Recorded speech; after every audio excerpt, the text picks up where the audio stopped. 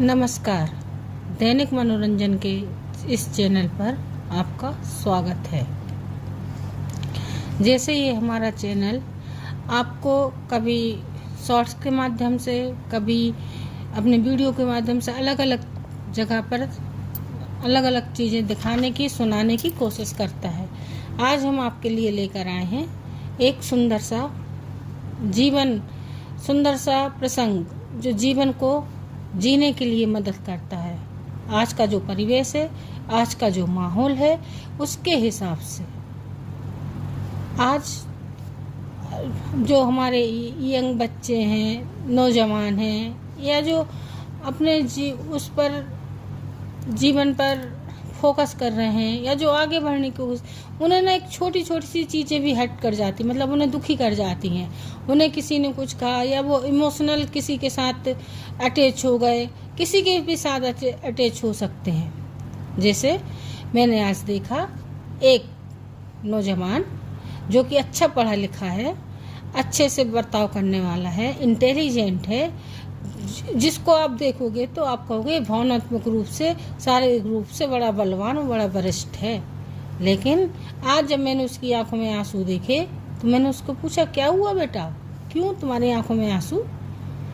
तो पता वो क्या बोलता है?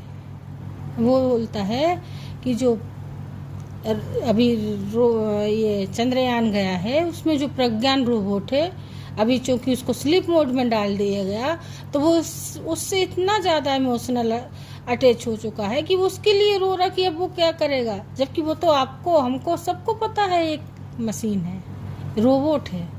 लेकिन आज हमारे बच्चे इतने इमोशनल, मतलब स्ट्रांग नहीं है कहना चाहिए, उन्हें अपने इमोशनल पर काबू नहीं है, जो हमें सिखाना चाहिए कि हमारे बच्चे मतलब इमोशनल स्ट्रांग हो। उसके लिए जो गिरे और गिर कर उठे और उठ कर चले, उसे क्या कहते हैं? बलवान, इमोशनल, अच्छे, मतलब उनका पकड़ है। तो हम एक टॉपिक लेकर आए हैं। मुझे उस बच्चे को देखकर ऐसा लगा कि इस टॉपिक पे बात करना चाहिए। आज का जो हमारा यंग जनरेशन, नौजवान है, वो थोड़ी थोड़ी सी चीज़ों पे इमोशनल हो जाता है। तो मैं आपको बताना चाहती हूँ कि नहीं बच्चों, तुम्हें अभी इतनी, क्योंकि ये जीवन है, इस जीवन को जीने के लिए बहुत सी अड़चनें आती हैं, बहुत से इमोशनल अत्याचार भी होंगे अभी आपके ऊपर। अभी आपने जिया कहाँ है, अभी आप खड़े हुए हो। तो मैं तो ये चाहूँगी कि मैं इस वीडियो को, क्योंकि उससे ज़्यादा बातचीत नहीं हो पाई, वो आया किसी काम से आया था, उससे मैंने इतनी बात की, वो आया और बस उसको जो भी काम करना था वो मैंने उससे बात की, तो बस उसकी आंखों में आंसू। मैंने कहा क्या हुआ, तो उसने मुझे सारा बताया। तो मुझे लगा, तो मैं चाहती हूँ कि मेरा ये जो वीडियो है वो देखें, और उसके साथ जो भी इस प्रकार से हर्ट हुए हों बच्चे, वो भी देखें कि नहीं, वो तो एक, ये मानो ना, वो रोबोट कोई इंसान थोड़ा ना था, एक रोबोट है। लेकिन इतने अटैच हो गए बच्चे उससे कि वो ना, उनको दुख हो रहा है कि वो स्लीप मोड में चला गया, अब क्या होगा। तो नहीं, है ना, ये मानकर उनको समझाना है। तो क्या कह सकते हैं, जब आपको लगे कि चारों ओर अंधकार है, क्योंकि आप रोए क्यों? क्योंकि आपको अच्छा नहीं लगा। तो जब चारों ओर अंधकार है और जीवन में नया प्रकाश लाना है, तो हमें उठ के खड़े होना पड़ेगा। और खड़े बस नहीं होना कि खड़े हो गए, चलना है, दौड़ना है, भागना है, अच्छे वे पे, यानी कि कुछ में भी। ओके, ये इतना जो था, ये उस बच्चे के लिए। और आगे अब आपको इसी से संबंधित मैं एक कहानी सुनाती हूँ। निराशा किसके पास नहीं आती? जब भी कभी हमारे मन का कोई काम नहीं होता तो निराशा होती है। छोटी छोटी चीज़ों पे भी देख लो, हमने कल सोच के सोए कि कल हम सुबह मॉर्निंग में जल्दी उठ जाएंगे, हम ये करेंगे, नहीं हो पाता, नहीं उठ पाते, नहीं कर पाते, तो इससे हम निराश हो जाए क्या? कभी ये सोचते हैं कि कभी तो हम बड़े दुबले पतले हुए करते थे, आज हम ऐसे कैसे हो गए, इससे निराश हो जाए क्या? कल हमारा अच्छा था, आज थोड़ा सी दुविधाएं, कठिनता आ रही है, जीवन में कठिनाई आ रही है, इससे निराश हो जाए? नहीं, इससे निराश नहीं होना है, बढ़ना है, आगे चलना है। मनुष्य और देवता, ये, और जो ये निराशा आती ना, एक चीज़ और, वो बेटा मेरा पूरा ये वीडियो देखेगा, और ये उन्हीं बच्चों के लिए है जो एम्स में पढ़ रहे हैं, जो आईआईटी में जाके पढ़ रहे हैं, या जो अभी इंजीनियरिंग कॉलेज वगैरह में जाके पढ़, उनके लिए, क्योंकि वो थोड़ी थोड़ी सी। और जो आज सबसे बड़ा चल रहा है कोटा में, उन बच्चों के लिए भी मेरा ये वीडियो मोटिवेशनल वीडियो बनेगा। तो मैं, और ये निराशा नहीं, मैं ये नहीं कर पाया, ये निराशा, ये दुर्गुण है जीवन का सबसे बड़ा दुर्गुण, निराशा।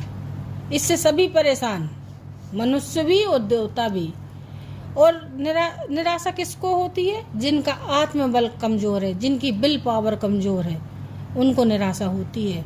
तो अपने आत्मबल से और अपना विल पावर मजबूत करके इस निराशा जैसे भावनाओं को, दुर्भावनाओं को और दुर्गुणों को निकाल कर फेंकना है।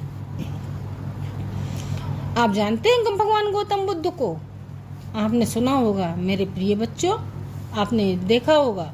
और बच्चों बस नहीं, क्योंकि मैं चाहती हूँ मेरी महिलाएं भी इससे जुड़ी हुई हैं और बहनें भी इससे, मतलब सभी कोई जुड़ा हुआ, तो सभी के लिए एक है कि भाई यदि आपके जीवन में कभी निराशा आती है तो आप गौतम बुद्ध को देख लो, गौतम बुद्ध के जीवन को थोड़ा सा पढ़ लो।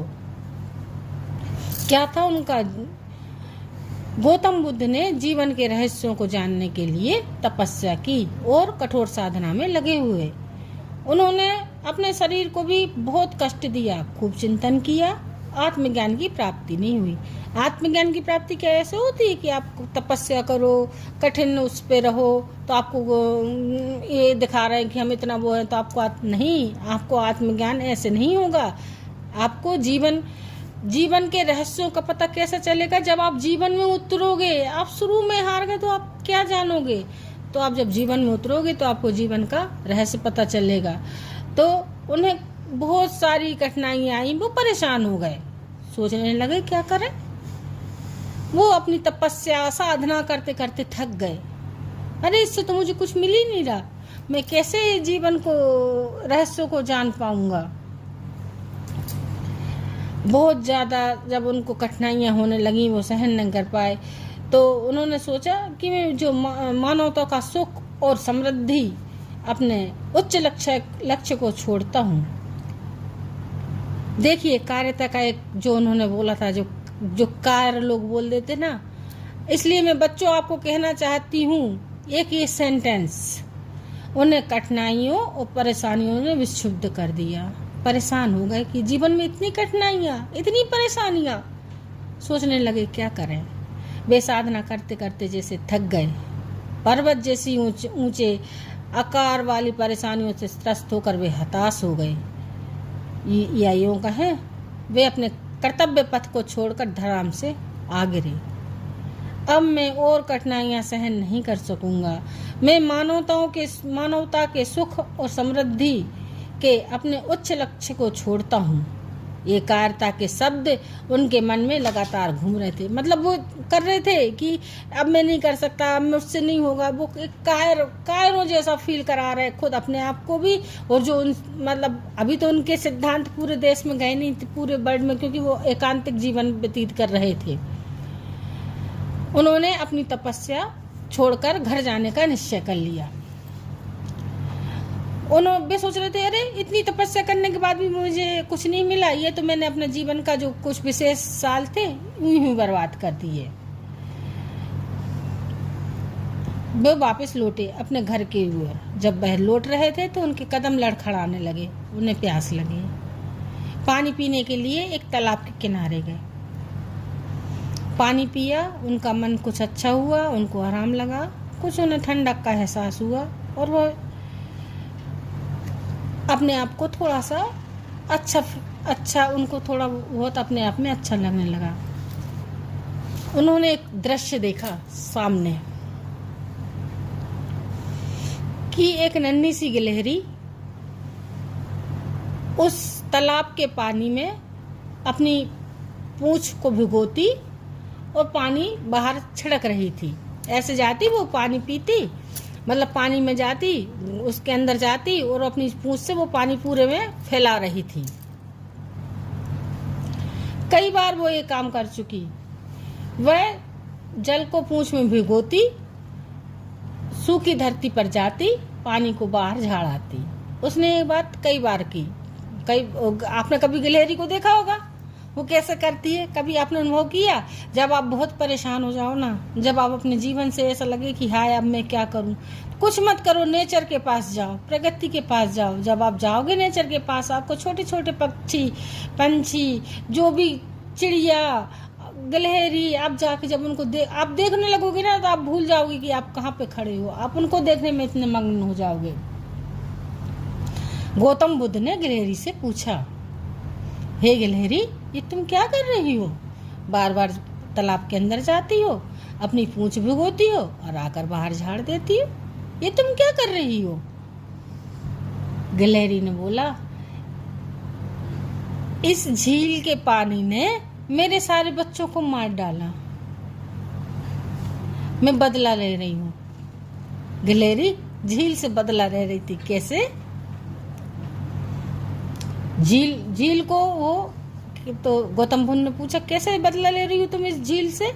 तो कहा, इस झील का पूरा पानी मैं खाली कर दूंगी, अपनी पूंछ से डुबोगी और पूरे पूंछ से वो पानी ला ला के बाहर सूखी धरती में डालती है और कह रही है कि मैं पूरी झील को सुखा दूंगी। उसकी दृढ़ निश्चयता देखो। वो यदि हार जाती कि अरे ये तो इतना बड़ा पानी, झील वाला झील है, इसमें पानी भरा है, इसने मेरे बच्चों को मार डाला, लेकिन मैं इसका कुछ नहीं कर सकती। लेकिन वो गई, सबको पता कि पूंछ में कितना पानी आ रहा होगा गिलहरी के। उसने ये सोचा कि इस झील का ही पानी सुखा दूंगी। फिर उसने अपना काम शुरू कर दिया, वो वही काम करने लगी। गौतम बुद्ध बोले, झील को सुखा रही हो? क्वेश्चन मार्क लगाया अपने सेंटेंस में, झील को सुखा रही हो? बिना किसी बर्तन के पानी बाहर फेंक रही हो? तुम्हारी छोटी सी पूंछ भला कितनी बूंदें सुखा पाती होंगी? तुम्हारे इतने छोटे शरीर, थोड़े से बल और सीमित साधना से भला ये कैसे विशाल झील सूख सकती है? इसमें न जाने कितने युग का समय लग जाएगा। तुम्हारी आयु ही कितनी है? इतना बड़ा काम और इतनी सीमित साधन, यह सब व्यर्थ होगा। व्यर्थ क्यों नहीं, अपनी शक्ति का भी, समय का भी अपव्यय कर रहे हो और अपनी शक्ति का भी। तुम इस झील को कभी न खाली कर सकोगी। गिलहरी बिना डरे और बिना झिझकिचाए दृढ़ता से भगवान बुद्ध की ओर देखा और दृढ़ शब्दों में बोला। शब्दों में क्या बोली? यह झील कब खाली होगी या नहीं होगी मैं नहीं जानती, इसकी मुझे कोई परवाह भी नहीं है। मैं अपना काम करती रहूंगी। श्रम लगातार करना, लक्ष्य की पूर्ति में लगना और कठिनाइयों का सामना करना, अंत में विजय प्राप्त करना, ये मेरी योजना है। नन्ही सी गिलहरी के शब्दों ने महात्मा गौतम बुद्ध के जीवन में उथल पुथल मचा दी, क्योंकि वो गिलहरी रिजल्ट नहीं देख रही थी, वो गिलहरी फल नहीं देख रही थी, वो गिलहरी अपनी मेहनत देख रही थी। वो ये देख रही थी कि उसको अपना लक्ष्य कैसे पाना है। वो गिलहरी देख रही थी कि मैं कैसे इस लक्ष्य को पा सकती हूँ। ओके, तो आज का इतना ही। बाकी अब और कुछ भी मुझे सामने दिखता है तो मैं आप लोगों से आके बात करूँगी कि हे बच्चों, कभी भी फल का चिंता मत करना, लगे रहना अपने काम में। अब जो भी आपको लक्ष्य सामने दिख रहा है उसको कैसे आप आगे जा सकते हो, क्या आपका मेहनत है, क्या आपकी साधना है और क्या आपकी पढ़ाई है, आप वो काम करो। आप ये मत देखो कि एक दिन रिजल्ट नहीं आया, 2 दिन रिजल्ट नहीं आया, 3 दिन रिजल्ट नहीं आया। नहीं, एक दिन रिजल्ट मिलेगा और मिलेगा, अच्छा मिलेगा। इसलिए सब्र रखो, फल मीठा मिलेगा। धन्यवाद। आपकी दैनिक मनोरंजन चैनल से आपका ये सुंदर सा, आपके लिए हमारा ये सुंदर सा संदेश। नमस्कार।